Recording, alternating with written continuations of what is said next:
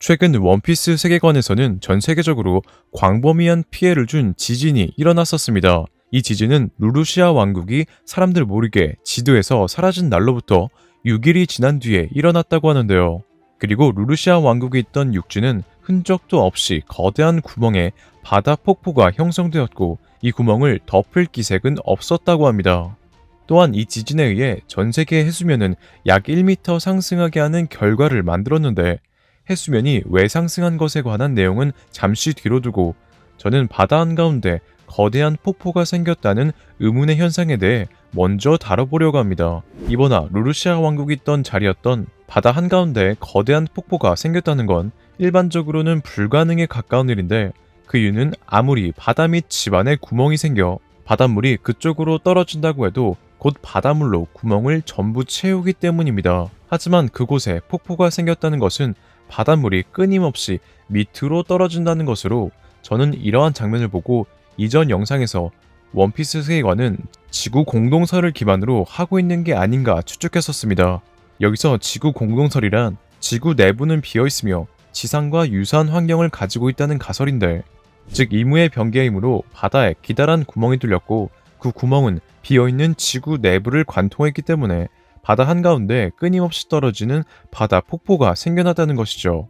실제로 루루시아와 비슷하게 끊임없이 떨어지는 바다 폭포가 있는 애니에스 로비는 항상 낮으로 밤이 없다는 설정이 있는데 지구 공동설은 지구 내부에도 태양이 있다는 설정이기에 만약 원피스 세계관이 지구 공동설을 모티브로 했다면 애니에스 로비에 밤이 없는 이유와 밤이 없는 섬 애니에스 로비를 설명할 때 그림 가장자리를 어둡게 표현한 것은 지구 내부에 있는 태양 때문에 밤이었던 애니에스 로비가 밝아져 낮이 된 거라는 복선으로 보이죠. 또한 원피스 세계관의 기이한 현상인 녹업 스트림은 이 바다 폭포와 관련이 있다고 생각하는데, 여기서 녹업 스트림은 1분 동안 하늘을 향해 솟구치는 해류로 밀짚모자 적다는 녹업 스트림을 이용해 지상 10,000m에 있는 하늘섬에 도달할 수 있었으며, 몽블랑 크리켓의 조사에 의하면 녹업 스트림은 정확한 발생 원인은 밝혀지지 않았지만 가설로는 해저 깊숙이 큰 동굴에 저온의 해수가 흘러들어간 후 지열로 달궈져 방대한 증기를 만들고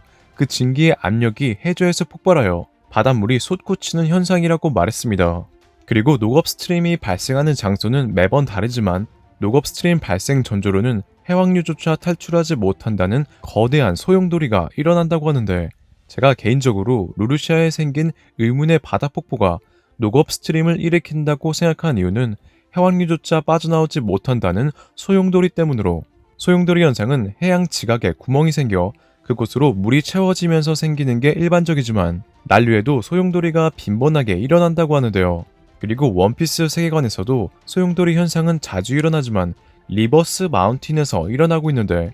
여기서 리버스 마운틴은 4개의 바다에서 위대한 항로를 갈 수 있는 산으로, 리버스 마운틴으로 올라가는 4개의 해류는 산을 거슬러 올라가 정상에서 부딪혀선 위대한 항로로 흘러간다고 합니다. 즉 리버스 마운틴으로 올라가는 물의 흐름은 중력을 거슬러 낮은 곳에서 높은 곳으로 빠르게 올라가는데, 그게 가능한 이유는 리버스 마운틴이 겨울섬이기 때문으로 리버스 마운틴에 부딪힌 따뜻한 표층 해류는 차가운 심층 해류로 흘러가는 성질이 있기에 표층 해류는 리버스 마운틴 정상에 있는 심층 해류에 도달할 수 있던 것이었죠. 이러한 현상은 어인섬 에피소드에서 자세히 설명되는데, 밀짚모자의 적다는 따뜻한 표층 해류가 저온의 심층 해류로 이동하는 현상을 이용하여 해저 10,000m 심해에 있는 어인섬에 도달할 수 있었습니다. 그리고 심층 해류란 아주 서서히 해저로 흘러간다는데, 리버스 마운틴은 이와 다르게 4개의 바다에서 흐르는 따뜻한 표층 해류가 리버스 마운틴 정상에 있는 저온의 심층 해류로 빠르게 흘러갔었습니다.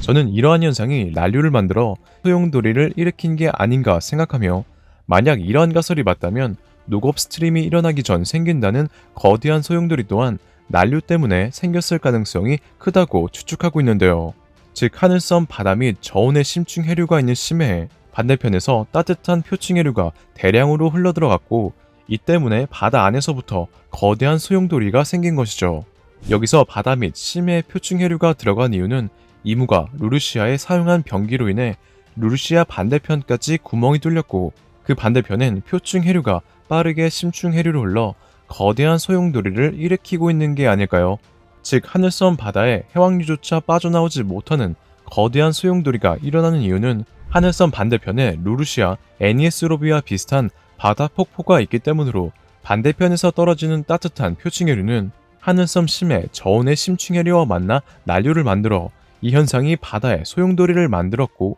이러한 소용돌이가 바다 용오름으로까지 이어진 게 아닌가 생각합니다. 실제로 녹업스트림 현상은 바다 용오름과 비슷하게 일어날 때 하늘도 어두워지는데 이는 녹업스트림 현상이 바다 용오름을 모티브로 했기 때문으로 생각합니다. 그리고 녹업스트림 현상이 이무의 변기로 인해 심해 지면에 구멍이 뚫려 생긴 현상이라면 이는 원피스 세계관이 지구 공동설을 기반으로 하고 있다는 것으로 애니에스 로비 에피소드 바다 폭포 이후 원피스 최종장에서 떡밥이 다시 풀린 만큼 데비보 원피스가 있는 라프텔은 원피스 세계관 내부에 있을 가능성이 크다고 생각합니다. 그리고 개인적으로 비밀의 섬 라프텔은 스릴러바크 에피소드에서 언급된 플로리안 트라이앵글에 입구가 있지 않을까 추측하고 있는데 그 이유는 이곳에서 배가 사라진다는 언급과 안개가 자욱해 보이지 않는다는 설정이 있기 때문으로 플로리안 트라이앵글 떡밥은 지금까지 회수되지 않았는데 이곳에서 배가 사라진다는 건 루루시아나 애니에스 로비처럼 끊임없이 떨어지는 바다 폭포가 형성되어 배가 그곳으로 떨어져 난파했기 때문으로도 생각되죠.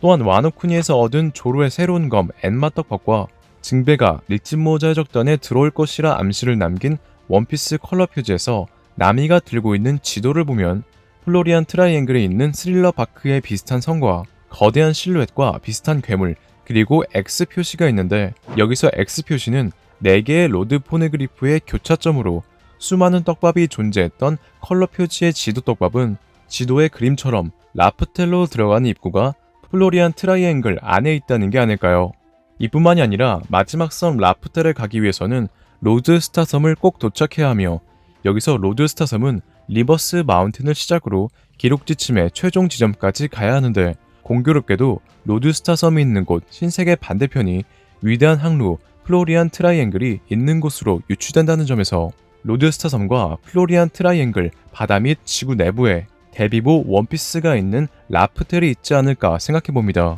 이처럼 만약 라프텔이 플로리안 트라이앵글에 있다면 후에 밀짚모자 적단이 라프텔을 찾게 된다면 마의 삼각지대 플로리안 트라이앵글 떡밥이 본격적으로 회수될 것으로 생각되네요. 오늘의 영상은 여기까지입니다. 시청해주셔서 감사합니다.